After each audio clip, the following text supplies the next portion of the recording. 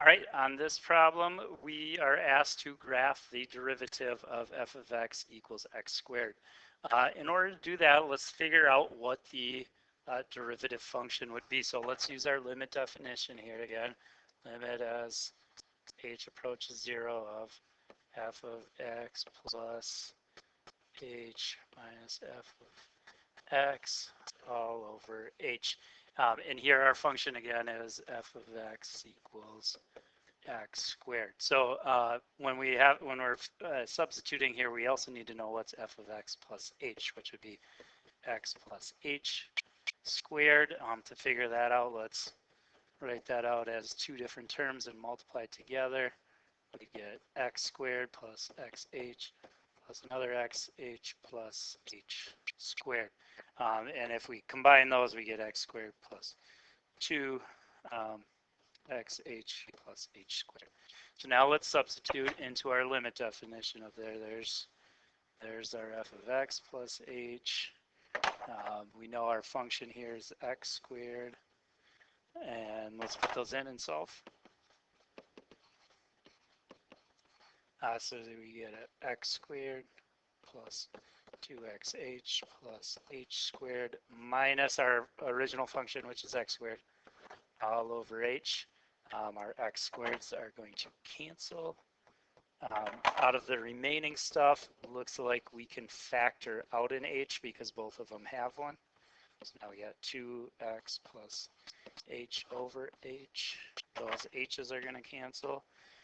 If we were to plug in 0 for the remaining stuff now, we got 2x plus 0, which is just going to equal 2x. So what this function tells us now, this is our derivative here, because that's what this is the derivative. And this notation of seeing this little apostrophe here again is that derivative notation, meaning that's going to find the rate of change anywhere. So this function 2x should find the rate of change anywhere on our picture up here. So let's go back to our graph. What are the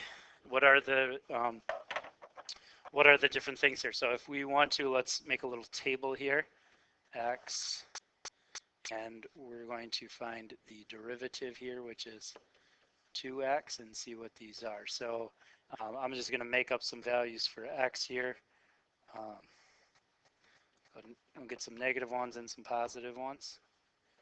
And let's see if we can fill this out. So at -3, what are we going to get if we put -3 into this function? -3 times 2 would be -6. -2 times 2 is -4. -1 times 2 is -2. 2 times 0 is 0. 1 times 2 is 2. 2 times 2 is 4. 3 times 3 is, 3 times 2 is 6. So now let's graph those out over here on our derivative graph. We got the point -3, -6, which is right there. The point -2, -4 is there. The point -1, -2 is here. There's 0. So I just graphed all the points, connect them. And there's our graph of our derivative. And you should notice a few things here. One, remember, what did our derivative come out to be? 2x. What if I were to graph y equals 2x? Well, that's the graph we got right here. This would be like a slope-intercept line where the y-intercept is 0. You can see it go through there. The slope is up 2 over 1, and yeah, we got that going on there too. So no surprise, that's the points we got when we graphed that out. Some other things you should notice is the connection to the graph we have over on the left side here. There's some points where we know the slope, like right here. What's the tangent slope? It's going to be 0 because it's horizontal there. And what did we have over here at 0? It was 0. Let's estimate some other slopes over on that graph. Right here, somewhere about in here, it looks like it's like a 45-degree angle line for the tangent line. So at about a half, the tangent line has a slope of 1. If we go to our graph here, at 1/2 would be right here. If we follow that up, did it equal about 1? Sure looks like it. Estimate another one here. Right here, if you look here, what we're going about up 2 over 1, so that tangent slope's about 2. Over here, what did we get if we follow 1 up? Yep, slope is going to be 2. So this graph over here, no matter what point you pick, will tell you the slope of that line over on the other side.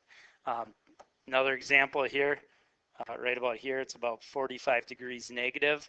That slope would be -1. So at -1/2, it should be about -1. Sure is. So this graph, any point I pick, it'll tell me the slope of the line over there. So like, for example, if I want to know what the slope is at 2.5 right here, the slope at 2.5 is going to be 5. So over here at 2.5, which would be right here if I followed it up, wherever it would hit that line, the slope of the tangent line, that slope is going to be up 5 over 1. If you get problems that ask you to sketch out the derivative, look for those points where you know for sure you have some things that you can pick out for sure. Like anywhere where it's changing direction here, you know the tangent line is going to be horizontal, so the slope is 0. So also here, the slope is 0. Here, the slope is 0 at C. So those points are easy to come up with. Then look for other relatively easy ones like here. Looks like it's about 45 degrees, so that slope would be 1. Maybe right here, that's about 45 degrees negative, that slope would be -1. Once you have some of those points, then use those to sketch this one out. So below this, let's see if we can sketch this out here. So I'm going to draw a similar graph, but this one's going to be our derivative here. I'm going to use the same spacing here. So this is 5, 4, 3, 2, and 1. And we need some values here.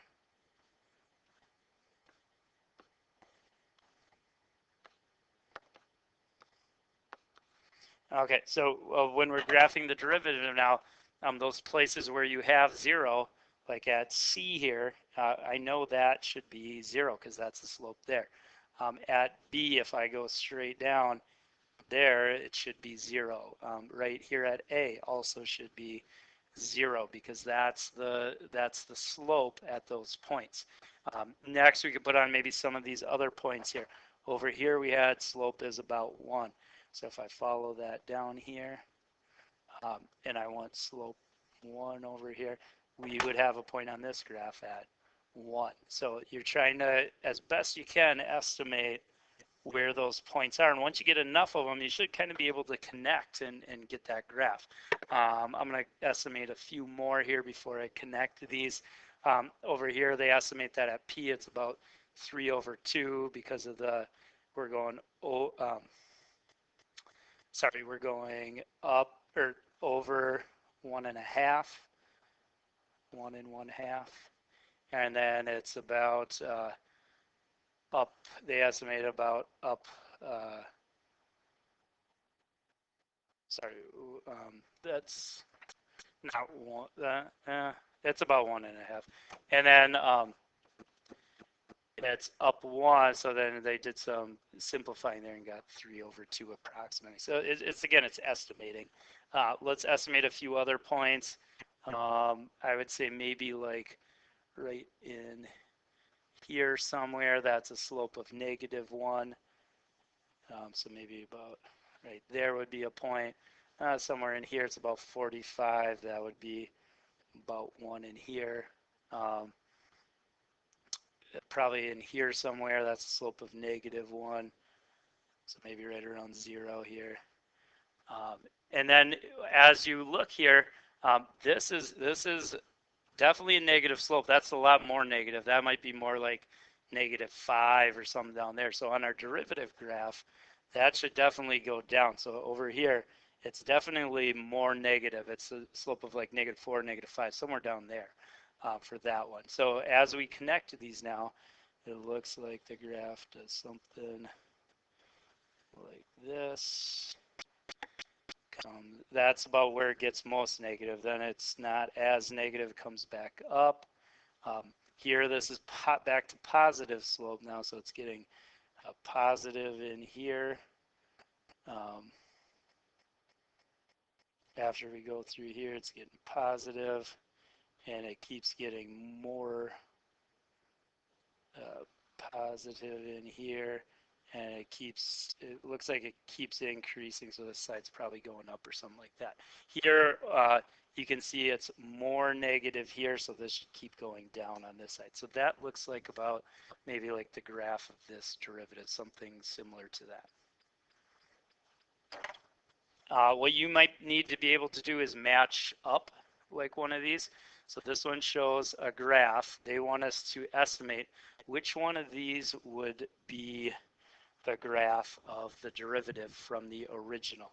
So what I want you to do, pause the video, see if you can pick out which one, if this is our original graph right up here, which one of these, A, B, C, or D, would be the graph of the derivative. Use those little hints like we just had to see if you can pick it up. Okay, hopefully you have had a chance already to do that. If I'm doing this one, points I see, right there, that's a slope of 0. That's a slope of 0. So I want to see on my derivative graph that at 3 and 5, we should be passing through 0. This graph looks like it could be the one.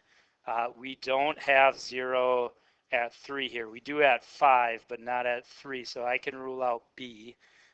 This one has a 0 at 3 and 5, so that's still a possibility. Same with this one, that one's still a possibility. So we've ruled out 1. Now look for some other stuff that could help us. What kind of slopes do we have? This slope to me looks like the slope is -1 at 0. So I should see then on the answer that we should have a point at -1 on that graph at 0. A does not, so A can't be it. We've already ruled B out. C, that could be -1. They don't have any numbers there, but that's still a possibility. Ooh, D is not the answer because this would indicate a positive slope, like +1. So it looks like by process of elimination, C is it. C is the answer. Let's just check some other stuff to make sure. Here on this graph, these points are all positive. They're above the x-axis. That means our original graph should have positive slope between x equals 5 and 3. Let's go up and look at that. Over here, is this showing positive slope in here? Yeah, it's slanting up. Negative slope and negative slope. So all the points outside of that region should be below the x-axis. Yeah, those are negative, negative. That's negative slope. That's what it's indicating on the original graph.